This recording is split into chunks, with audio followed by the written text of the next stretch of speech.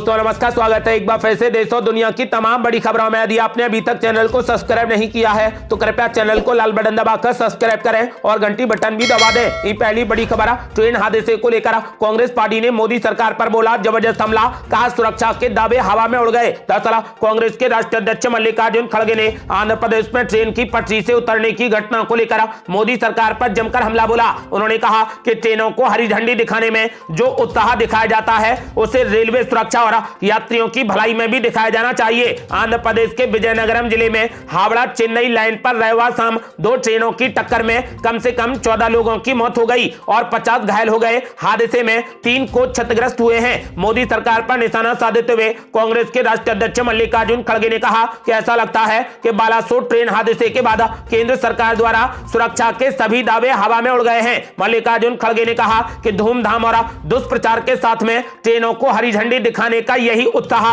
Railway सुरक्षा और करोड़ों दैनिक यात्रियों की भलाई के लिए भी किया जाना चाहिए।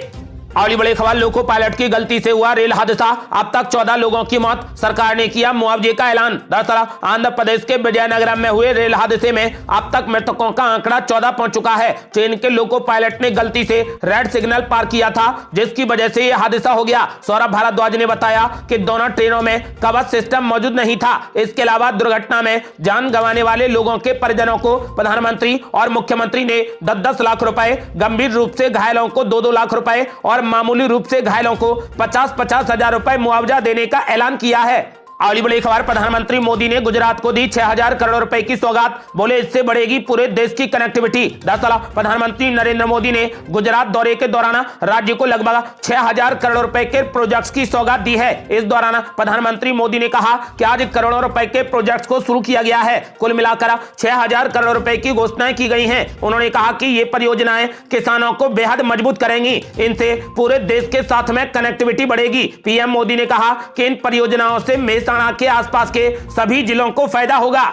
अगली बड़ी खबर, राजस्थान में आम आदमी पार्टी ने जारी की तीसरी लिस्ट, तो बसपा ने भी उतार दिए 5 और प्रत्याशी। दरअसल बहुजन समाज पार्टी ने राजस्थान विधानसभा चुनाव के लिए प्रत्याशियों की सूची जारी कर दी है। इस सूची में 5 सीटों पर प्रत्याशी उतारे गए हैं। वहीं आम आदमी पार्टी ने भी 16 प्रत्याशियों के नामों की अपनी तीसरी लिस्ट जारी कर दी है। आपको यह भी बता दें कि आम आदमी पार्टी और बहुजन समाज पार्टी दोनों ही राजस्थान में बीजेपी और कांग्रेस का खेल बिगाड़ने में लगी है। आम आदमी पार्टी तो लगभग सभी सीटों पर चुनाव लड़ने की तैयारी में है, तो वहीं बसपा ने भी ऐलान किया है कि वो लगभग सभी सीटों पर चुनाव लड़ेगी। यानी कि इस बार राजस्थान में 2 पार्टियों का मुकाबला नहीं बल्कि 4 पार्टियों का मुकाबला है। लेकिन मुख्य मुकाबला कांग्रेस और बीजेपी के ही बीच है। लेकिन आम आदमी पार्टी ने इस बार अपने प्रत्याशियों को उतारने का ऐलान किया है। इसी बीच आम आदमी पार्टी ने अपनी तीसरी लिस्ट जारी कर दी है जिसमें 16 प्रत्याशियों के नामों का ऐलान किया गया है।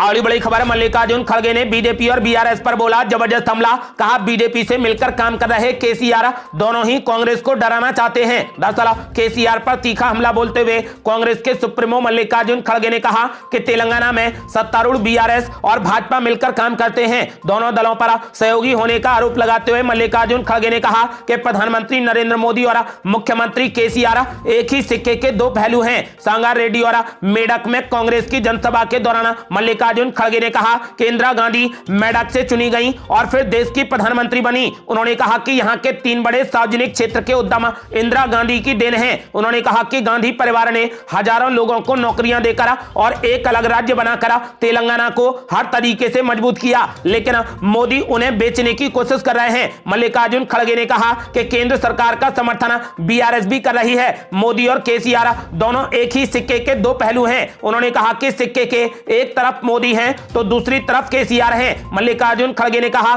कि दोनों एक जैसे हैं और एक साथ काम कर रहे हैं और दोनों कांग्रेस को डराना चाहते हैं, लेकिन हम डरने वाले नहीं हैं। अगली बड़ी खबर, अब केसीआर ने भी कांग्रेस पार्टी पर बोला जबरदस्त हमला, कहा यदि कांग्रेस की सरकार आ गई तो आ जाएगा बिचौलियों का शासन। दरअसल केसीआर ने कांग्रेस पार्टी पर जबरदस्त हमला बोला। उन्होंने आरोप लगाया कि कांग्रेस पार्टी पिछले 10 साल से तेलंगाना में सत्ता की भूखी है और अगर वो सत्ता में आ गई तो बिचौलियों का शासन आ जाएगा। मुख्यमंत्री ने दावा किया है कि प्रधानमंत्री नरेंद्र मोदी का गृह राज्य गुजरात भी किसानों को 24 घंटे मुफ्त में बिजली नहीं देता है। उन्होंने कहा कि तेलंगाना जो सूखे और पलायन का गवाह था अब शांति और स्थिरता के कारण विकास देख रहा है। कांग्रेस का नाम लिए बिना केसीआर ने आरोप लगाया कि पहले मुसलमानों और दलितों को वोट बैंक समझा जाता था। उन्होंने कहा कि चुनाव के दौरान कई लोग वोट मांगने आएंगे और लोगों को सतर्क रहना चाहिए। केसीआर ने कहा कि कांग्रेस पार्टी ने तेलंगाना के लोगों को धोखा दिया है। बीआरएस प्रमुख ने कहा कि सबसे पुरानी पार्टी कांग्रेस ने वादा करने के बावजूद भी राज्य के गठन में 14 से 15 साल की देरी कर दी। उन्होंने कहा कि ऐसा नहीं है कि कांग्रेस पार्टी ने तेलंगाना दिया है, बल्कि हमने तेलंगाना को अर्जित किया है। उन्होंने कहा कि यदि कांग्रेस सत्ता में आ गई तो बिचौलियों का शासन आ जाएगा। और बड़ी खबर, कांग्रेस की जातिगत जनगणना की मांग को लेकर बीजेपी ने कांग्रेस पार्टी पर बोला जबरदस्त हमला। कहा राहुल गांधी कौन सी जाति के हैं उन्हें खुद पता नहीं। दरअसल केंद्र मंत्री और बीजेपी नेता प्रहलाद सिंह पटेल ने कांग्रेस की जातिगत जनगणना की मांग को लेकर उस पर जबरदस्त हमला बोला है। उन्होंने कहा कि राहुल गांधी को खुद ही नहीं मालूम कि वो किस जाति से हैं। कांग्रेस की तरफ से लगातार जातिगत जनगणना की मांग की जा रही है। राहुल गांधी और प्रियंका गांधी दोनों ने ही मध्य प्रदेश में अपनी चुनावी सभाओं में इस बात को दोहराया है। इस पर केंद्र मंत्री प्रहलाद पटेल ने कहा कि कांग्रेस पार्टी तुष्टीकरण में अंधी हो गई है। परिवारवाद में तो वो पहले से ही अपनी सीमाएं पार कर चुकी है। राहुल गांधी को खुद अपनी जाति के बारे में मालूम नहीं है और वो मसाल लेकर पूरे देश में आग लगाने के लिए घूम रहे हैं। उन्होंने आगे कांग्रेस पार्टी पर निशाना साधते हुए कहा कि कांग्रेस पार्टी ये भूल जाती है कि देश की आजादी के बाद वो एक भी पिछड़े वर्ग का प्रधानमंत्री देश को नहीं दे पाई है। हम लोग अगड़े पिछड़े की राजनीति नहीं करते हैं। उन्होंने कहा कि मुझे गर्व है कि हमारे देश के प्रधानमंत्री नरेंद्र मोदी पिछड़े वर्ग से आते हैं। उन्होंने कहा कि मुझे कांग्रेस के चेहरे पर हमेशा से शक रहा है। देश जानता है कि हमेशा कांग्रेस लड़ाने और बढ़ाने का काम करती है। उन्होंने कहा कि राहुल गांधी को खुद अपनी जाति के बारे में मालूम नहीं है और वो मसाल लेकर पूरे देश में आग लगाने के लिए घूम रहे हैं। और बड़ी खबर, शराब घोटाले के मामले में मनीष सिसोदिया को सुप्रीम कोर्ट से लगा जोर का झटका।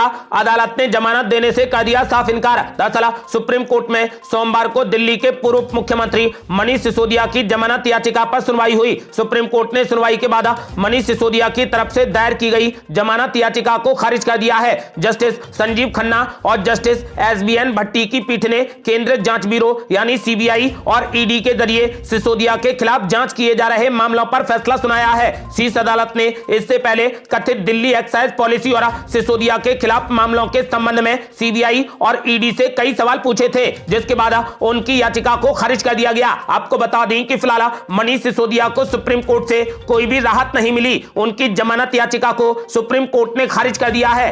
अगली बड़ी खबर, ज्ञानवापी परिसर के ASI सर्वे की मांग वाली याचिका पर सुनवाई से सुप्रीम कोर्ट ने कर दिया साफ इनकार। दरअसल वाराणसी के ज्ञानवापी परिसर में मिली शिवलिंग जैसी रचना के ASI सर्वे की मांग वाली याचिका को सुनने से सुप्रीम कोर्ट ने साफ इनकार कर दिया है। सुप्रीम कोर्ट ने कहा कि जब निचली अदालत मामले को सुन रही है तो बिल दाखिल करना निरर्थक है। इससे पहले इलाहाबाद हाई कोर्ट की लखनऊ बेंच ने यह कहते हुए याचिका ठुकरा दी थी कि मामला निचली अदालत में लंबित है। वाराणसी के ज्ञानवापी विवाद पर इलाहाबाद हाई कोर्ट में भी सुनवाई चल रही है। कोर्ट मामले से जुड़ी 5 याचिकाओं पर एक साथ सुनवाई कर रहा है। आपको बता दें कि वाराणसी के ज्ञानवापी परिसर में शिवलिंग जैसी रचना मिली थी, जिसके ASI सर्वे की मांग को लेकर सुप्रीम कोर्ट में एक याचिका डाली गई, जिस पर सुनवाई करने से अब सुप्रीम कोर्ट ने साफ इनकार कर दिया है।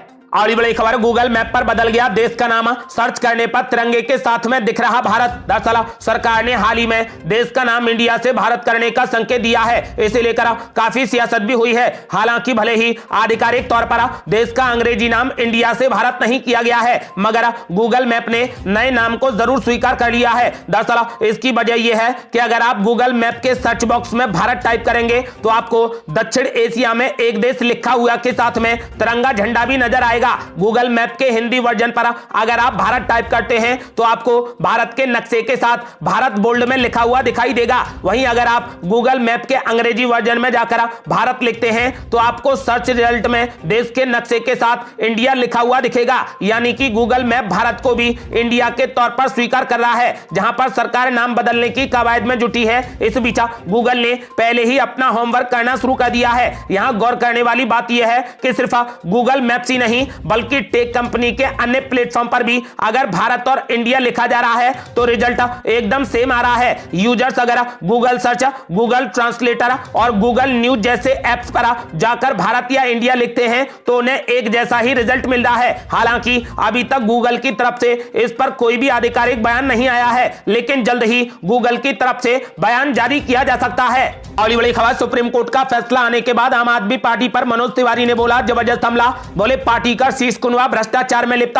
केजरीवाल जल्द जाएंगे जेल। दरअसल दिल्ली आबकारी नीति मामले में सुप्रीम कोर्ट द्वारा सोमवार को दिल्ली के पूर्व डिप्टी सीएम मनीष सिसोदिया को जमानत देने से साफ इनकार कर दिया गया है। यह आम आदमी पार्टी और उनके नेताओं के लिए बहुत बड़ा झटका है। अब इस मसले पर दिल्ली बीजेपी सांसद मनोज तिवारी का भी बड़ा बयान सामने आया। उन्होंने इस मसले पर कहा कि सुप्रीम कोर्ट द्वारा दिल्ली के पूर्व मुख्यमंत्री मनीष सिसोदिया की जमानत याचिका खारिज होने से यह बात साबित हो गई है कि मनीष सिसोदिया और आम आदमी पार्टी भ्रष्टाचार में डूबे हुए हैं। अब आम आदमी पार्टी के शीर्ष नेताओं की भी गिरफ्तारी जल्द करीब है। उन्होंने कहा कि दिल्ली शराब घोटाला मामले में बहुत जल्द दिल्ली के मुख्यमंत्री अरविंद केजरीवाल भी गिरफ्तार होंगे। दिल्ली शराब घोटाला मामले में आम आदमी पार्टी का मनी ट्रेल साबित हो गया है। उन्होंने कहा कि ये लोग तरह तरह के भ्रष्टाचार में इतने लिप्त हो चुके हैं कि सुप्रीम कोर्ट ने भी जमानत देने से साफ इनकार कर दिया है। उन्होंने कहा कि मुझे पूरा भरोसा है कि जो पाप करता है वो एक ना एक दिन सामने आ ही जाता है, इसीलिए आम आदमी पार्टी के शीर्ष नेताओं की गिरफ्तारी तय है। मनोज तिवारी ने कहा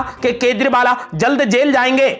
और बड़ी खबर, तेलंगाना विधानसभा चुनाव में कांग्रेस पार्टी का समर्थन करेगी टीजेएस, नहीं उतारेगी कोई भी उम्मीदवार। दरअसल तेलंगाना जन समिति यानी टीजेएस ने सोमवार को आगामी विधानसभा चुनाव में कांग्रेस पार्टी के समर्थन का ऐलान किया है। टीजेएस पार्टी के चीफ एम कोदंडराम ने हैदराबाद में तेलंगाना कांग्रेस के अध्यक्ष रेवंत रेड्डी से मुलाकात के बाद यह फैसला लिया है। सत्तारूढ़ दल बीआरएस के सामने चुनौती पेश कर रही कांग्रेस पार्टी इस समर्थन से काफी खुश नजर आ रही है। रेवंत रेड्डी ने टीजेएस के इस कदम को काफी अहम माना है। कोदंडराम ने ऐलान करते हुए कहा कि उनकी पार्टी तेलंगाना विधानसभा चुनाव में कांग्रेस पार्टी का समर्थन करेगी। न्यूज एजेंसी एनआई के अनुसार तेलंगाना जन समिति के अध्यक्ष एम कोदंडराम ने कांग्रेस को समर्थन देने के ऐलान के साथ ही कहा कि उनकी पार्टी की ओर से तेलंगाना विधानसभा चुनाव 2023 में कोई भी प्रत्याशी नहीं उतारा जाएगा। आपको बता दें कि फिलहाल इस समर्थन से तेलंगाना में कांग्रेस पार्टी का कद बढ़ गया है। ये थी अब तक की बेहद बड़ी खबरें। रोजाना की ताजा खबरों को जानने और हमसे जुड़ने के लिए चैनल को लाल बटन दबाकर सब्सक्राइब करें और घंटी बटन भी दबा दें। जल्दी मिलते हैं बड़ी अपडेट के साथ,